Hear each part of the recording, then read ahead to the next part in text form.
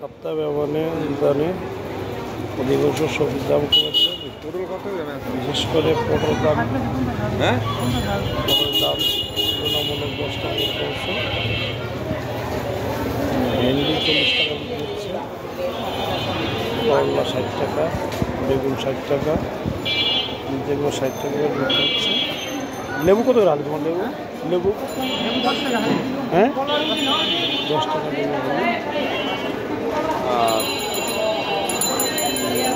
লাউ 50 টাকা, ভালো লাউ পাওয়া যাচ্ছে। টমেটো কত করে? টমেটো 50। টমেটোর দাম তুলনামূলক একটু বেড়েছে। গত সপ্তাহে টমেটো ছিল 40 টাকা, এই সপ্তাহে 10 টাকা টমেটোর কিনতে পেরেছে।